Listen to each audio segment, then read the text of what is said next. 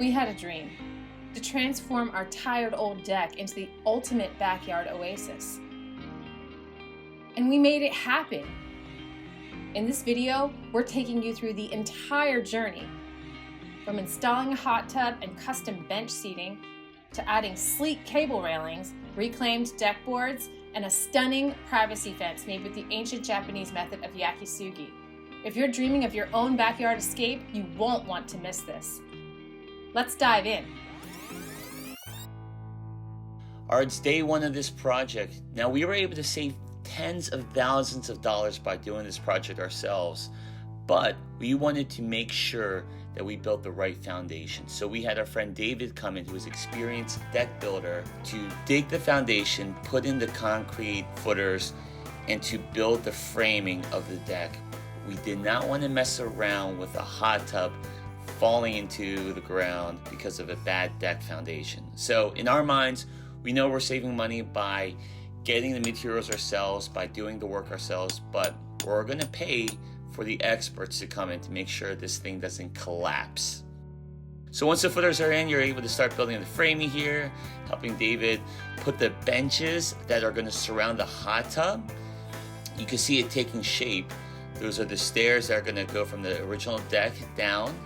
And yes, we like to have a little fun with some of the toys while we're at it. Here is the bench that was built. You're going to be able to sit on top of it and put your feet into this hot tub. We are sitting in the hot tub, can't you tell? No. Before we can put in our new cable rail, we've got to take out all the old wooden rails. Got some help from some kids. Hey there. After removing a lot of these rails, we were able to get a vision of what this open space could look like, especially over our new hot tub area. We wanted to have a completely open view from our bedroom over the hot tub into our backyard.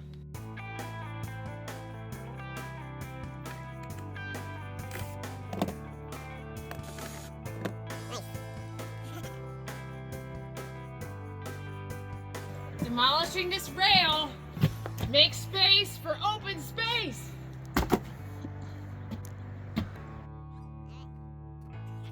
Strong like bull. Woo.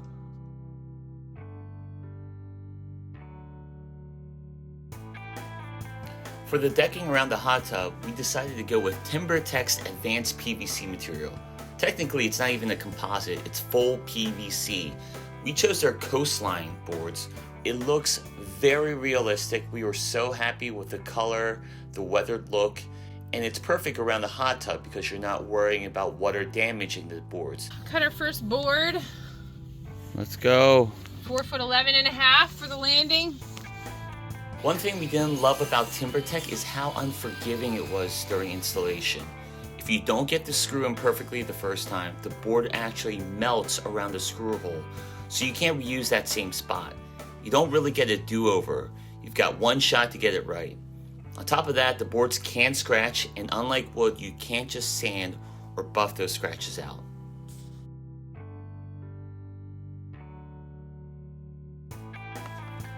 The next big step was getting our hot tub delivered.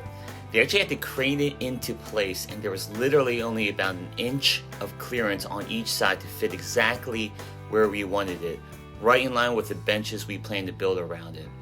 Once we filled it up and waited for the water to heat, God gave us a surprise. Overnight, it snowed. The very first time we used the hot tub, it was snowing all around us. It was absolutely magical. If you want to hear more about the pros and cons of owning a hot tub, check out our full review video linked above. The next step in our deck project was figuring out what to do with the rest of our existing 1,000 square foot deck, which at the time was rotting cedar. We knew replacing all of it with Timbertech would run around $20,000, and honestly we weren't sure we wanted the entire area to be PVC anyway. We'd also used real wood Ipe Brazilian walnut in the past, which looks incredible, but that would have also cost us around $20,000 for all new boards. That's when Noel stumbled across a Facebook Marketplace ad for used Ipe, some of the best decking material you can get for a fraction of the cost. The catch, we had to drive out to the middle of nowhere to find out if this was the real deal or just a total scam.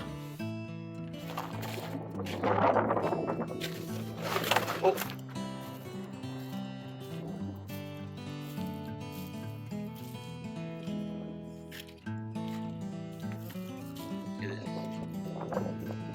Happy Valentine's Day to us. Let's go. What are we doing? We have our Valentine's Chick-fil-A. That's why I love you, because you're as crazy as I am. In a demolition yard here. I guess another man's trash. It's one man's trash is another man's treasure. Again, English is my second language. I don't know these colloquialisms. So we got the truck. We're doing this.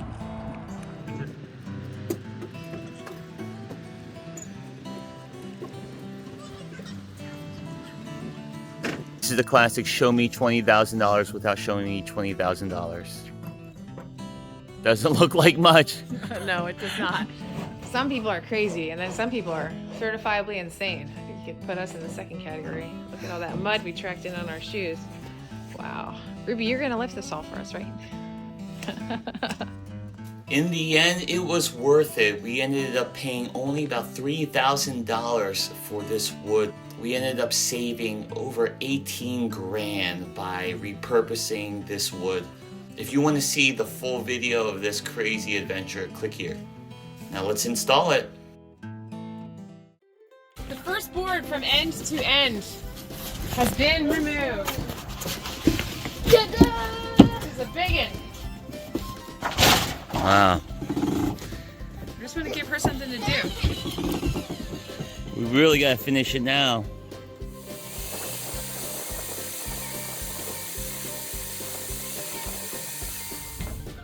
We've completed a 13-foot rip on the table saw with ironwood, which is not the funnest thing to do, but we did it. Trimmed off the groove side of this board because it's going to be exposed, and we didn't have any edge boards, so now we face nailed this last guy. Now let's be honest. We had serious buyer's remorse after we brought this wood home. The reason why is we had to remove all the hidden fasteners that were in the boards, or remove them manually with a hammer before we can even install them. So this easily double tripled the amount of labor and time that we had to spend working with this material. So remove old deck boards, prep the new ones, install them, do this about 250 times, and voila, a new deck. This is how we straighten a bowed board and try to get an early morning workout too. It's called calf day. I need to get my drill right there. Okay. Yeah. Ready, set, go.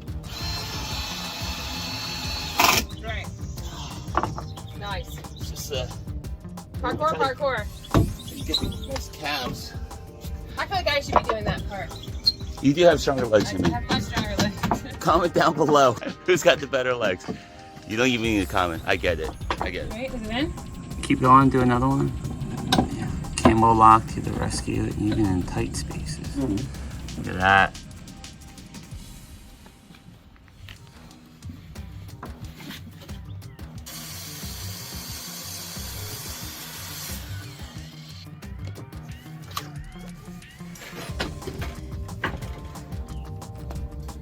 Joist tape. You need this stuff. Why? This protects your joist beams from rotting, decay. New deck boards, or should I say reclaimed deck boards. Old ones. And there's the queen. Gotta take advantage of 60 degrees.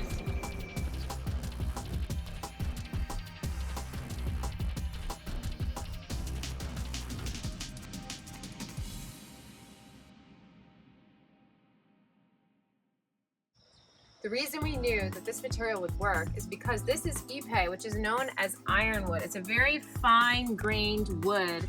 It's also known as Brazilian walnut, and it has not many splinters. It's very, very fine, and it lasts for up to 100 years. And this was installed previously at a country club, and the way that it came already had this sort of gray patina. You don't have to finish it. So we knew that would work, and we just liked the way this looked already sort of weathered and patinaed over time. So we're just gonna leave it as it was. This is our little sitting area. We enjoy it back here. We can kind of connect with the people in the hot tub. You can have a seat, hang out with your friends from here, from there. It's a chill time.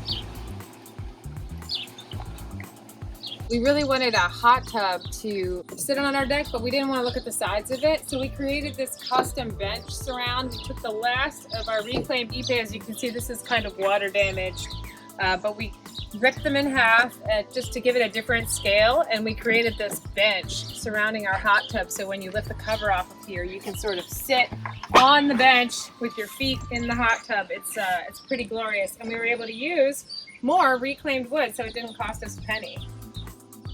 It's always a strange small area that we didn't know quite how to deal with, and with the railing it was just a little tight. Nobody wanted to be back here, so opening this up and removing the railing and creating sort of a cascade where we have this bench that just opens it up to the hillside makes it feel like this expansive landscape and gives us just one more space for people to gather and kind of, you know, come through together. Hey guys, so today we're installing fascia on our deck, which is the edge board, which makes it look clean and finished. And we've chosen to mix and match materials because we have this reclaimed Ipe on the top. We're using a Timbertech PVC on the side.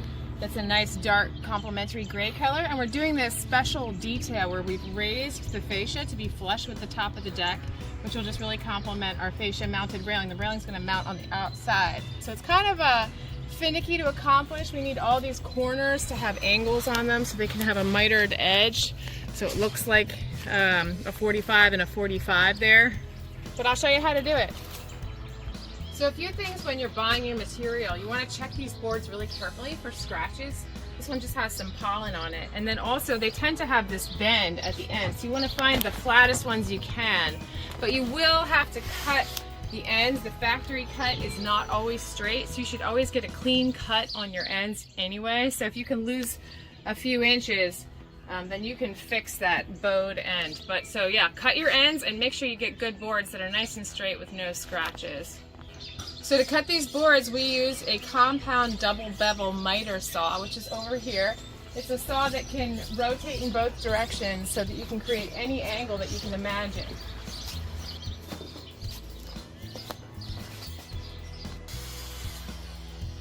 Our 45-degree angles on our deck, which happen all over the place. We got rid of some of them, but in order to create a miter for those, you got to divide that angle in half, which if you're quick with math, 22.5 degrees. So we set the top blade of our saw to 22.5 degrees, so we're going to try and make half of a 45. You guys ready?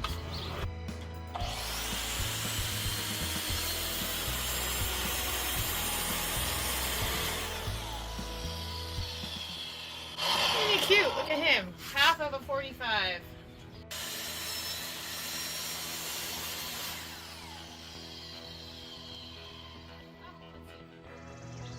And this is our several $100 mistake here. You see that gap? That gap is because of swelling and contraction. And that is why we are going to be in the hole. So please do as we say, don't make the same mistake we did. So we're gonna have to take this nice $150 piece of fascia off and replace it.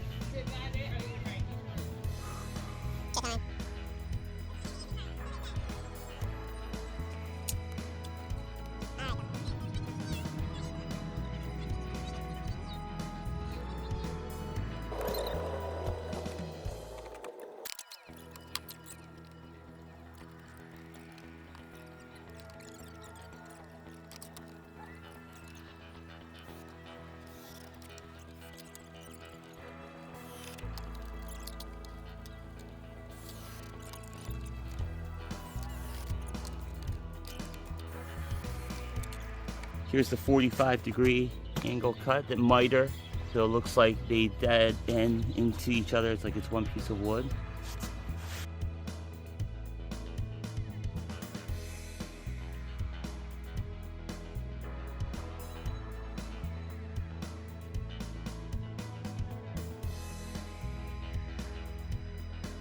It's Christmas.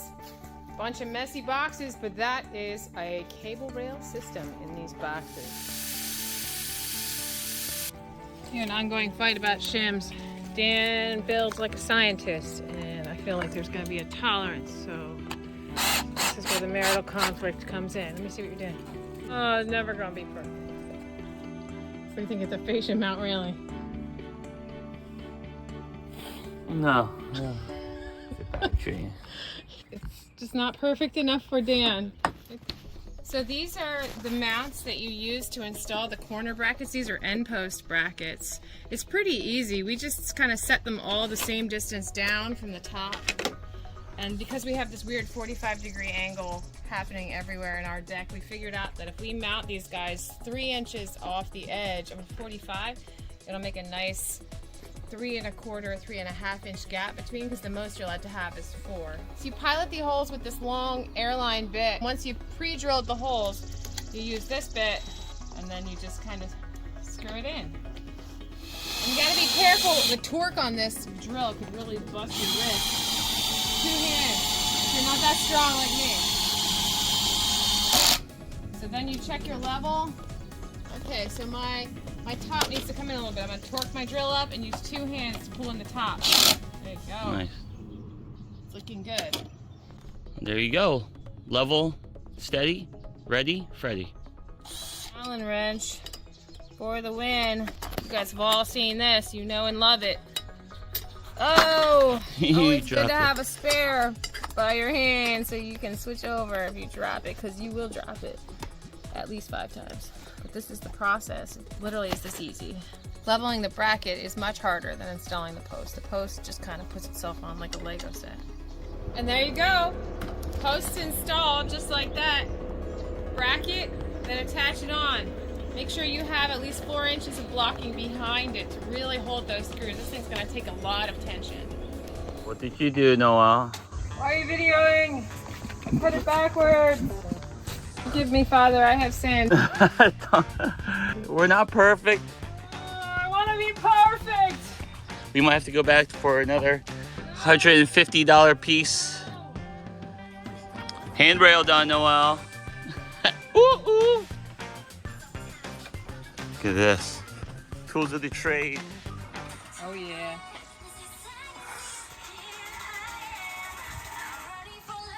Okay, so we're trying to figure out how to install our railing, and since we do have a different railing than the kit railing, we had to figure out a way to kind of jury-rig the pieces to have this raised railing. And we're just figuring out now the angle, because we want this railing to meet our post and dead end right into it, and then the other railing is going to fly by. So we used an angle finder to find out what this angle was on the railing. We highly recommend this angle finder. It has been so handy. And then you can take that to your miter saw, and it tells you that you need a 30-degree angle. We have 1 anchor piece with 2 screws of it. Okay. Okay, Right. looks good underneath. Good job. Good job not over drilling. Oh, so scary. All right, put it on, and it sits on this guy. Snap. All right, now we just have to do that about 100 more times. All right. We're gluing our corner together with wood glue to reinforce it. All right, so there is our first miter corner. Look at that. Beautiful. All right, let's flip her.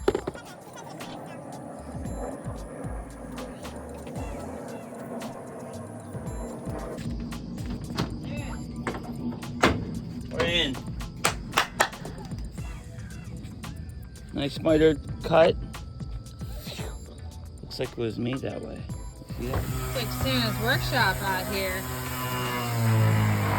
Got people sanding, people stringing, people sitting around with the net, enjoying the view.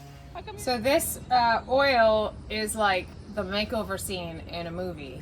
It's pretty unbelievable. It's Mesmer's UV Plus hardwood oil for decks, for hardwood decks. We love this product for Ipe. So, step 1, load the washer. Slides on top. and through, okay? Step 2, your crimp sleeves, okay? Now, we use this and we're going to crimp this sleeve, 2 crimps per, that's 1. Look at that, I'm gonna slide through again, 2 crimps per sleeve. Just like making jewelry. You wouldn't know that, but that's literally how you make jewelry. Got my Allen wrench, my set screw. I'm gonna put this in here. I just tighten this set screw into here, and that is gonna provide me the tension I need. Now, for now, I'm just gonna make it loose because I'm doing the other side. You just did your first cable. Oh, there you go. Other side of the run, same exact process. Same set screws screw, on the back this time, same crimp sleeve, and that's, tighten it up. and now we tighten up. Like a bass string. Boom. Okay, now let's tighten all these cables. But like a tire, you want to take your turns, tighten this up here, and then I go, one up, one down, and 2 up. Here we are. We finish our 30-foot, this is the longest run of our deck, 30-foot run.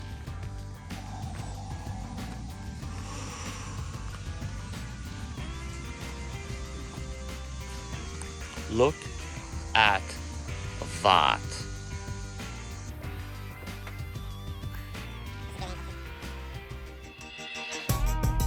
You want to feel powerful? That's power. All right, let's see what it does to the wood.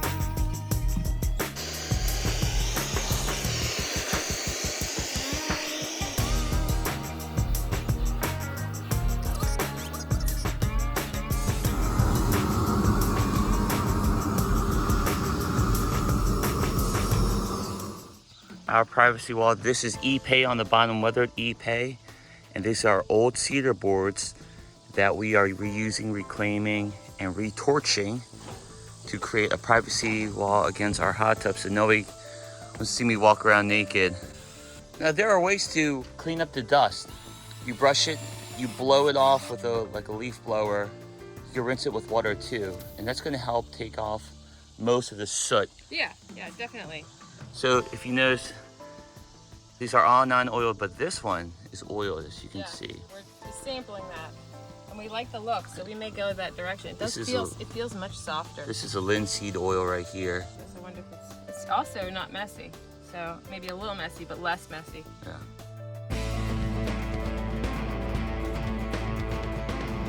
This is our 12-foot high Yakisugi privacy wall. We cleaned our old deck. You can see some of it over there stacked underneath, but we charred this with a propane torch to fossilize, cauterize the wood, and we made our privacy fence out of it. And it actually, it's quite attractive. Reclaimed materials.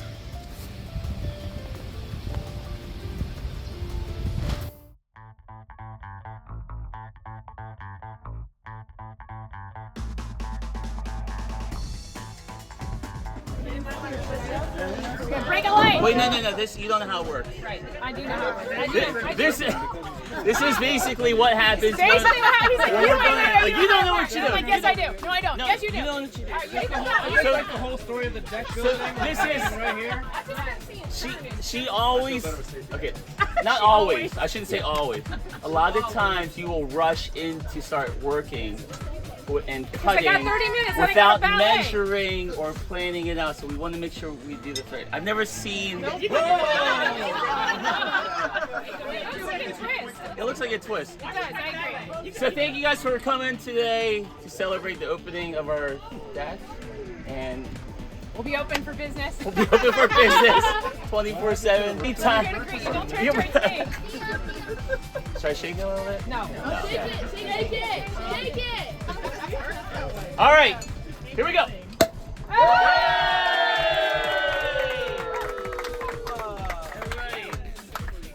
Strong afterwards. Don't have that. I don't know. Should we get the flamethrower? You had lives before. Hey! Come grab a drink if you want. Thanks for watching. Don't forget to click like and subscribe and follow along. Our next project will be building our own patio.